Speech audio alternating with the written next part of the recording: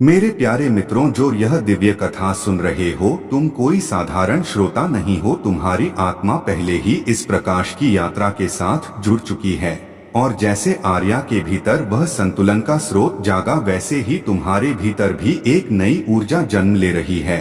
और इस ऊर्जा को पूरा प्राप्त करने के लिए तुम्हें केवल इतना करना है कि इस दिव्य संदेश को अपने जीवन में पूर्ण रूप से स्वीकार कर लो। और मेरे प्रिय मित्रों, स्वीकार करने का पहला कदम यही है कि हमारे इस चमत्कारी चैनल को सब्सक्राइब कर लो, क्योंकि जिस क्षण तुम सब्सक्राइब करते हो उसी क्षण दिव्य ऊर्जा तुम्हारे जीवन के द्वार खोलना शुरू कर देती है। और यह केवल शब्द नहीं, बल्कि उसी प्रकाश का प्रवाह है जो आर्या के भीतर जगा था। और जैसे जैसे तुम इस ऊर्जा को ग्रहण करते जाओगे, वैसे वैसे तुम्हारे जीवन में बाधाएं हटती जाएंगी और मन की थकान मिटती चली जाएगी। और मेरे मित्र, केवल सब्सक्राइब ही नहीं, बल्कि इस वीडियो को एक बार प्रेम से लाइक भी कर देना, क्योंकि वह लाइक उस प्रकाश की एक छोटी सी ज्योति बन जाता है जो तुम्हारे जीवन के अंधेरों में दूर तक चमक फैलाती है। और जिस क्षण तुम लाइक करते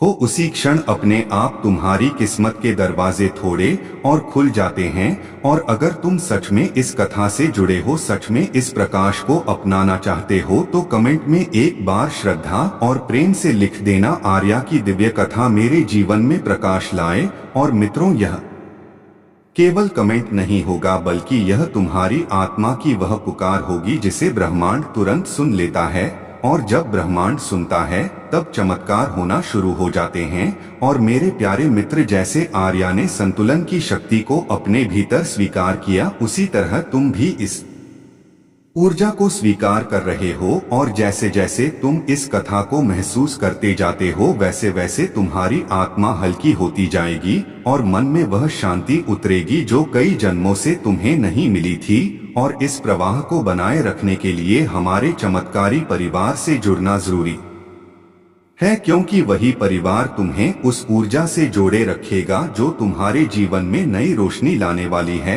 इसलिए देर मत करो, अभी इसी क्षण हमारे चमत्कारी चैनल को सब्सक्राइब कर लो और यह वीडियो लाइक कर दो और नीचे प्रेम से अपना कमेंट लिख दो, क्योंकि यह केवल एक रिवाज नहीं, बल्कि तुम्हारे जीवन के बदलाव का आरंभ है। और मेरे मित्र, मैं तुम्हें विश्वास दिलाता हूँ कि जो आर्या के जीवन में जागा, वही प्रकाश धीरे धीरे तुम्हारे जीवन में भी फैलने लगेगा।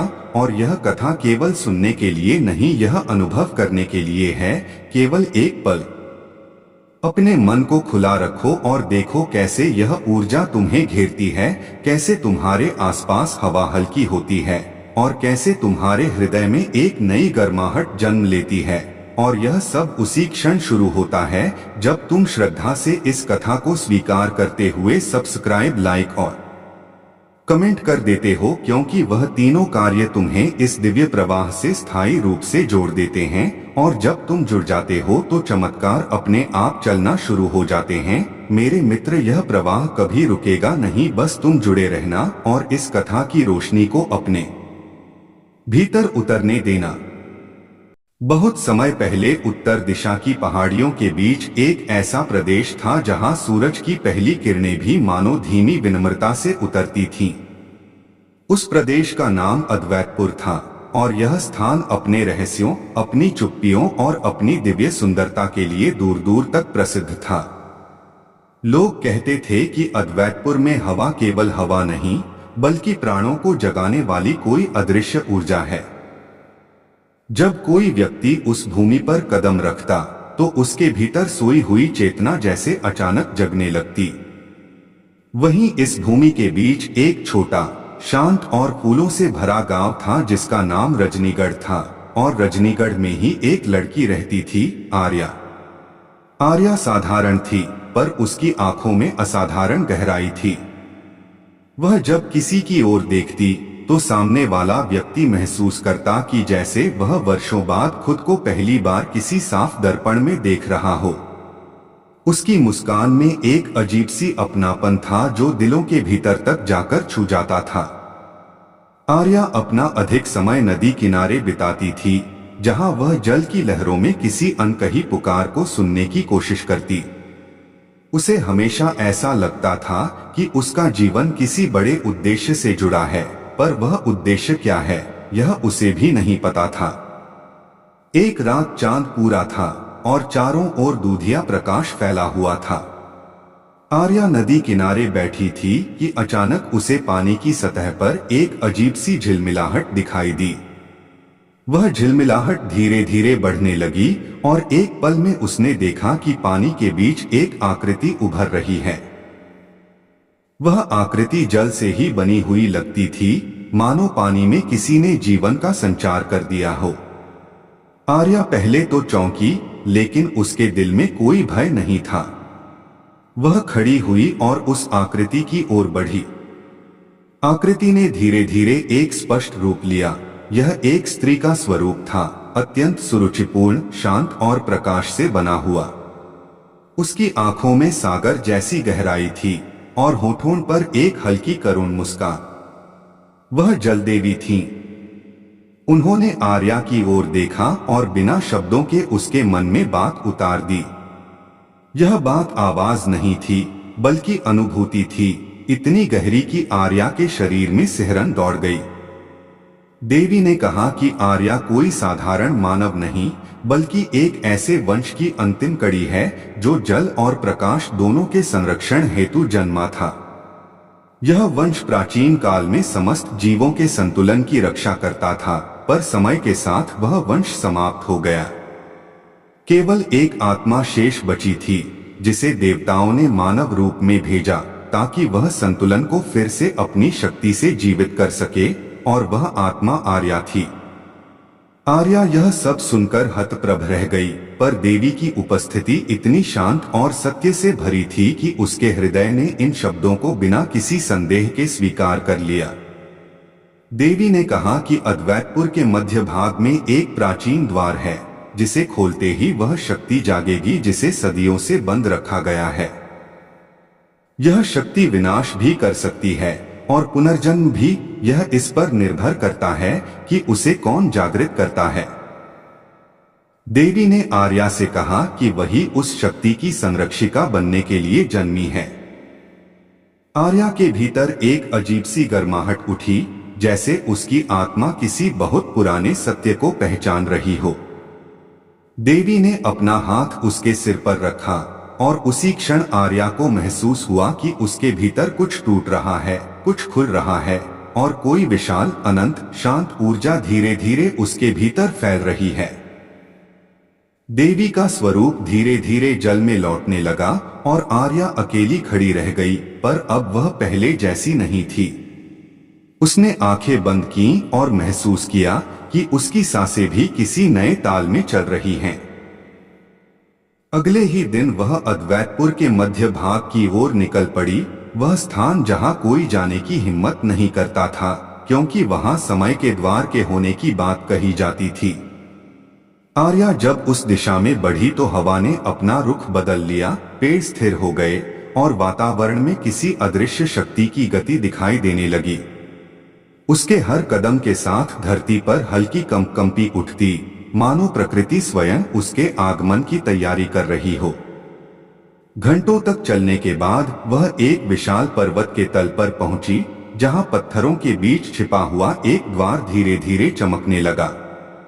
जैसे ही आर्या पास पहुंची, द्वार पर उकेरे हुए प्राचीन चिन्ह जीवित होने लगे और प्रकाश की रेखाएं फैलने लगी। बिना किसी प्रयास के द्वार स्वयं खुल गया। भीतर से ठंडी हवा का झोंका आया, लेकिन उस हवा में भी एक पवित्रता थी। आर्या ने अंदर कदम रखा और देखा कि सामने एक विशाल कक्ष है, जिसकी दीवारें नीले प्रकाश से चमक रही थीं और केंद्र में एक जलगोला तैर रहा था, जिसके भीतर अनगिनत तारों जैसा प्रकाश घूम रहा था। वही था संतुलन का स्रोत। आर्या पास पहुंची और उसकी हथेलियां स्वयं उठकर उस ऊर्जा को छूने लगी।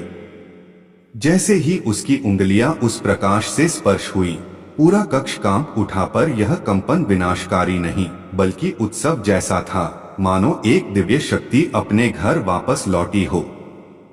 प्रकाश आर्या के भीतर समा गया और आर्या एक पल के लिए अदृश्य हो गई। फिर जब प्रकाश शांत हुआ, तो वह पहले से कहीं अधिक उज्ज्वल होकर सामने प्रकट हुई। उसके चारों ओर हल्की नीली आभा थी और आंखों में हजारों जलधाराओं की चमक। अब वह केवल आर्या नहीं थी, वह आर्या थी, संरक्षिका, वह जो संसार के संतुलन को संभालने वाली है। बाहर की दुनिया बदल चुकी थी। हवा स्वच्छ, नदी अधिक शांत और धरती अधिक जीवित महसूस हो रही थी। रजनीगढ़ के लोग जब आर्या को लौटते हुए देखे तो उनकी आंखों में श्रद्धा भर गई। वे नहीं जानते थे कि क्या हुआ, लेकिन वे यह पहचान गए थे कि आर्या अब उनके गांव की लड़की नहीं बल्कि इस धरती के भविष्य की रक्षक बन चुकी है। उसके आने से जैसे जीवन की धुन फिर से बज उठी। अद्वैतपुर की पहाड़ियां पहले से अधिक जीवंत हो गईं, फूलों पर पहले से अधिक रंग आ गए, नदियों में पहले से अधिक संगीत बहने लगा। आर्या पर्वतों के ऊपर खड़ी दूर क्षितिज की ओर देखने लगी, जहां सूर्य ढल रहा था, लेकिन उसके प्रकाश में एक नया आरंभ छिपा था। उसके भीतर की शक्ति शांत थी पर जाग चुकी थी, और यह तो उसकी यात्रा की केवल शुरुआत थी। उसके सामने अनगिनत मार्ग थे, अनगिनत रहस्य, अनगिनत छिपे हुए सत्य, और वह अब केवल जीवन का हिस्सा नहीं बल्कि स्वयं जीवन की धारा थी जो आगे बढ़ती है, बिना रुके, बिना टूटे, हमेशा प्रवाहित होती हुई। कथा यहीं पर समाप्त नहीं। आर्या के भीतर जो प्रकाश उस प्राचीन कक्ष में समा गया था, वह अब उसके हर श्वास में, हर धड़कन में, हर विचार में फैल चुका था। उसके कदम अब हल्के नहीं रहे बल्कि धरा पर चलते हुए धरा को संबल देते प्रतीत होते थे। जब वह रजनीगढ़ लौटी तो लोग दूर से ही उस चमक को पहचान गए जो उसके चारों ओर मंडरा रही थी। कोई कुछ पूछने की हिम्मत नहीं कर पाया, क्योंकि आर्या की आंखों में अब वह साधारण जिज्ञासा या कोमलता नहीं थी जो कभी हुआ करती थी। अब उनमें विशालता थी, जैसे सागर अपनी संपूर्ण गहराई के साथ उनमें समा गया है। वह चुपचाप गांव से होकर निकलती रही, लेकिन उसके कदमों के पीछे फूल स्वतः खिलते चले गए। हवा उसके आसपास किसी परिचित की तरह घूमने लगी और पानी के हर स्रोत ने हल्की लहरों में उसका स्वागत किया। गांव की बुजुर्ग स्त्रियां यह सब देखकर समझ गईं कि आर्या अब केवल गांव की बेटी नहीं रही बल्कि किसी बहुत बड़े रहस्य का दरवाजा खुल चुका है। आर्या अपने घर की दहलीज पर दाखिल हुई तो वह एक पल के लिए ठहर गई। यह वही घर था जहां उसने बचपन बिताया था, जहां उसने पहली बार नदी का संगीत सुना था, जहां उसने पहली बार उस अदृश्य पुकार को महसूस किया था। पर आज वही घर उसे छोटा लगने लगा। वह भीतर चली गई और चुपचाप अपने कोने में बैठ गई। उसके चारों तरफ हवा स्थिर हो गई, मानो प्रकृति स्वयं उसकी प्रतीक्षा कर रही हो कि वह क्या सोच रही है। उसके भीतर की नई शक्ति शांत थी लेकिन गहरी और चौड़ी थी। वह गहरी सांस लेती और हर सांस में उसे लगता कि कोई नया संसार उसके भीतर जन्म ले रहा है। चांद बाहर ऊंचा उठ चुका था और उसकी रोशनी आर्या के कमरे की दीवारों पर धीरे धीरे फिसल रही थी। उसी समय उसके भीतर अचानक एक कंपन उठा, जैसे किसी ने उसके भीतर के प्रकाश को हल्के से स्पर्श कर दिया हो। अगले ही क्षण उसके सामने वही जलदेवी का स्वरूप प्रकट हुआ। पहले वह केवल एक लहर थी, फिर एक रूप और फिर एक तेजस्वी स्त्री का प्रकाश। आर्या उनकी ओर देखते ही शांत हो गई। देवी ने कोई शब्द नहीं कहे, लेकिन आर्या के भीतर अचानक एक नया दृश्य उभरने लगा। उसने देखा कि अद्वैतपुर की उत्तरी सीमा पर एक विशाल काला धुंध सा फैल रहा है। वह धुंध मात्र धुंध नहीं थी बल्कि जीवित थी। उसके भीतर से धीमी गर्जें उठ रही थीं और वह हर पल थोड़ा और फैलती जा रही थी। इस धुंध के भीतर प्राचीन दानव शक्ति का वास था, वह शक्ति जिसे हजारों वर्ष पहले बंद कर दिया गया था ताकि संसार संतुलित रहे। यह शक्ति अब जाग रही थी और यह इसलिए जाग रही थी क्योंकि संतुलन का स्रोत अब सक्रिय हो चुका था। अंधकार हमेशा प्रकाश के उदय से पहले अपनी पूरी ताकत दिखाता है। देवी का स्वरूप आर्या से कह रहा था कि यह धुंध अद्वैतपुर तक नहीं रुकेगी। यह रजनीगढ़, पर्वत, नदियां, पहाड़ सभी को निगल सकती है। संतुलन की ऊर्जा जाग चुकी है, इसलिए अंधकार उसे प्राप्त करने के लिए उठ चुका है। दृश्य जैसे ही समाप्त हुआ, देवी का स्वरूप धीरे धीरे विलीन होने लगा, लेकिन उनके अंतिम क्षणों में आर्या ने देखा कि देवी की आंखों में कुछ चिंता थी। वह चिंता केवल आने वाले विनाश की नहीं, बल्कि उस जिम्मेदारी की थी जो अब आर्या के कंधों पर थी।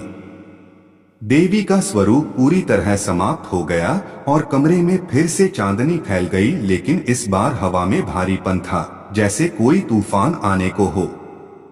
आर्या उठी और बाहर गए बिना ही महसूस कर लिया कि पहाड़ों की दिशा में हवा का बहाव बदल गया है। वह तेज हो गई है, उसमें कोई घबराहट है, कोई उथलापन है। पेड़ों ने कराहना शुरू कर दिया। नदी के जल ने रात में भी हलचल पैदा कर दी। सारी प्रकृति उसे बता रही थी कि कुछ भयंकर जाग उठा है। आर्या ने बिना किसी संदेह के अपना मार्ग तय कर लिया। उसे अद्वैतपुर की उत्तरी सीमा की ओर जाना था, वही स्थान जहां धुंध फैल रही थी।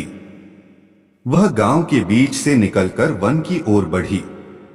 उसकी चाल साधारण मनुष्य जैसी नहीं थी, बल्कि उसकी हर गति में प्रकाश की लहरें समाहित थीं। जैसे ही वह जंगल में दाखिल हुई, पेड़ों पर बैठे पक्षी चुप हो गए। जमीन में अदृश्य कंपन दौड़ा, लेकिन उसके कदम स्थिर थे। वह बिना रुके आगे बढ़ती रही। जंगल गहरा होता गया और अंधेरा भी, लेकिन आर्या को कोई बाधा नहीं दिख रही थी। उसके भीतर का प्रकाश आसपास की अंधकार को चीरता चला जा रहा था। कुछ समय बाद उसे सामने एक प्राचीन पत्थर दिखाई दिया, जो आधा जमीन के भीतर और आधा बाहर था। वह पत्थर साधारण नहीं था। उसके ऊपर हजारों वर्ष पुराने मंत्र उकेरे हुए थे, जो अब धुंध से ढककर काले हो चुके थे। वह वही द्वार था जिसे दानव शक्ति ने तोड़ने की कोशिश की थी। आर्या पास गई तो पत्थर पर खुदे चिन्ह धीरे धीरे जलने लगे। उस प्रकाश में वह सब कुछ साफ दिखने लगा। पत्थर के पीछे एक विशाल खाई थी और उस खाई से लगातार धुंध ऊपर उठ रही थी। धुंध किसी सांप की तरह मरोड़कर उठती और हवा में फैल जाती। खाई के बीच एक भारी गर्जना गूंज उठी, इतनी गहरी कि पेड़ कांप गए। जमीन हिल गई। आर्या वहीं खड़ी रही और उसकी आंखें उस खाई पर टिक गईं। कुछ क्षण बाद धुंध के बीच लाल चमकती दो आंखें दिखाई दी। वह दानव शक्ति का पहला स्वरूप था। उसकी उपस्थिति इतनी भारी थी कि सामान्य मनुष्य वहीं बेहोश हो जाता, लेकिन आर्या स्थिर रही। उसकी हथेलियां धीरे धीरे गर्म होने लगी।